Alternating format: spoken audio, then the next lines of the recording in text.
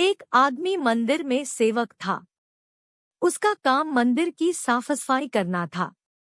भक्तों और श्रद्धालुओं द्वारा दिए गए दान में से थोड़ा बहुत उसे मंदिर के पुजारी द्वारा दे दिया जाता।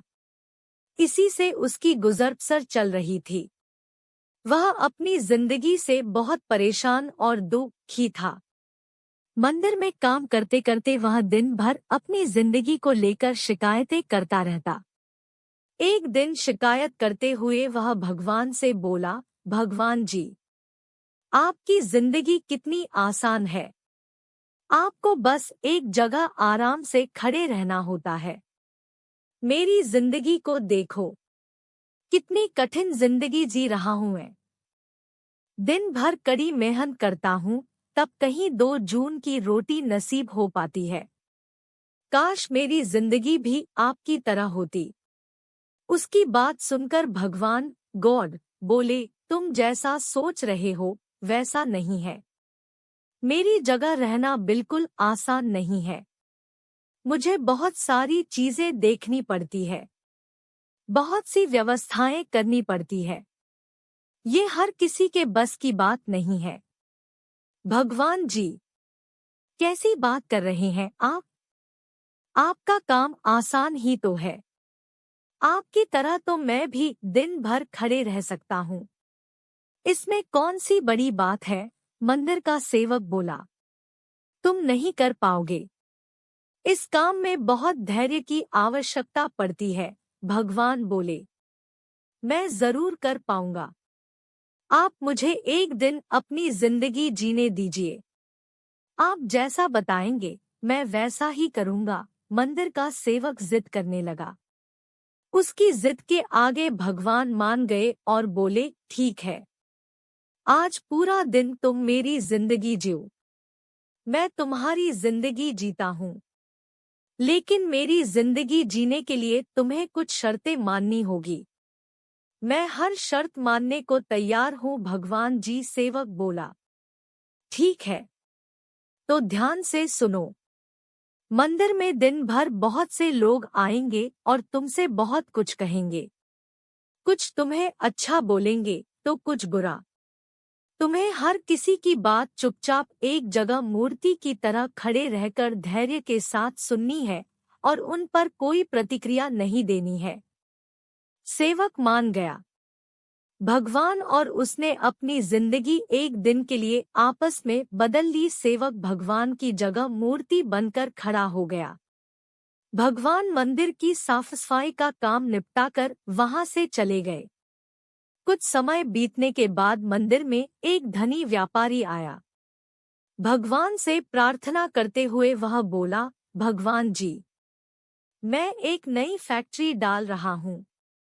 मुझे आशीर्वाद दीजिए कि यह फैक्ट्री अच्छी तरह चले और मैं इससे अच्छा मुनाफा कमाऊं। प्रार्थना करने के बाद वह प्रणाम करने के लिए नीचे झुका तो उसका बटुआ गिर गया। जब वह वहां से जाने लगा तो भगवान की जगह खड़े मंदिर के सेवक का मन हुआ कि उसे बता दे कि उसका बटुआ गिर गया है, लेकिन शर्त अनुसार उसे चुप रहना था। इसलिए वह कुछ नहीं बोला और खामोश खड़ा रहा। इसके तुरंत बाद एक गरीब आदमी वहां आया और वो भगवान से बोला, भगवान जी, बहुत गरीबी में जीवन काट रहा हूँ। परिवार का पेट पालना है। माँ की दवाई की व्यवस्था करनी है। समझ नहीं पा रहा हूँ कि इतना सब कैसे करूँ। आज देखो, मेरे पास बस 1 रुपया है। इससे मैं क्या कर पाऊंगा? आप ही कुछ चमत्कार करो और मेरे लिए धन की व्यवस्था कर दो। प्रार्थना करने का बाद जैसे ही वह जाने को हुआ, उसे नीचे गिरा व्यापारी का बटुआ दिखाई दिया। उसने बटुआ उठा लिया और भगवान को धन्यवाद देते हुए बोला, भगवान जी, आप धन्य है। आपने मेरी प्रार्थना इतनी जल्दी सुन ली। इन पैसों से मेरा परिवार कुछ दिन भोजन कर सकता है। माँ की दवाई की भी व्यवस्था हो जाएगी। भगवान को धन्यवाद देकर वह वहां से जाने लगा। तब भगवान बने मंदिर के सेवक का मन हुआ कि उसे बता दे कि वह बटुआ तो व्यापारी का है। उसे मैंने नहीं दिया है। वह जो कर रहा है वह चोरी है। लेकिन वह चुप रहने के लिए विवश था, इसलिए मन मारकर चुपचाप खड़ा रहा। मंदिर में आने वाला तीसरा व्यक्ति एक नाविक था। वह 15 दिन के लिए समुद्री यात्रा पर जा रहा था।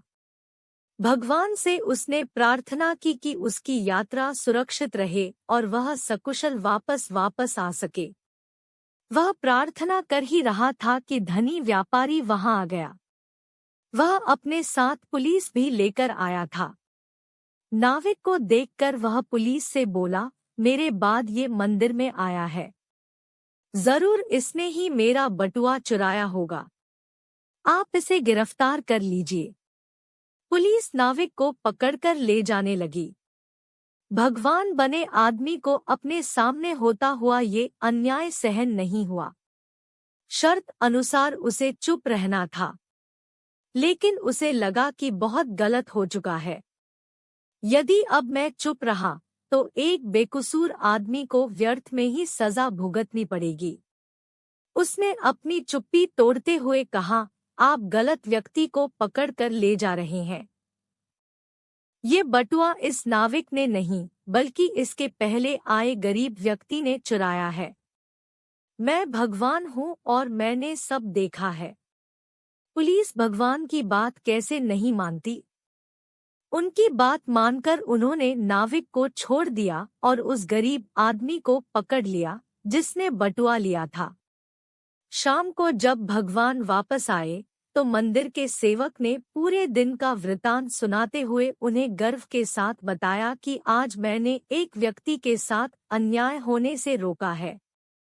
देखिए आपकी जिंदगी जीकर आज मैंने कितना अच्छा काम किया है। उसकी बात सुनकर भगवान बोले, ये तुमने क्या किया?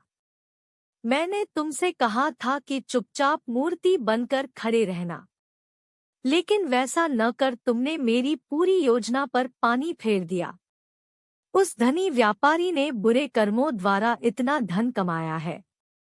यदि उसमें से कुछ पैसे गरीब आदमी को मिल जाते तो उसका भला हो जाता और व्यापारी के पाप भी कुछ कम हो जाते।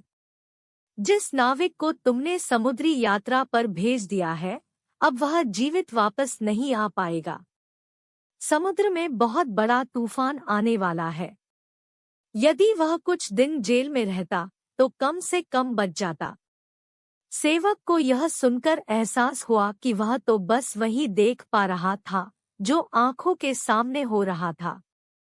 उन सबके पीछे की वास्तविकता को वह देख ही नहीं पा रहा था। जबकि भगवान जीवन के हर पहलू पर विचार अपनी योजना बनाते हैं और लोगों के जीवन को चलाते हैं।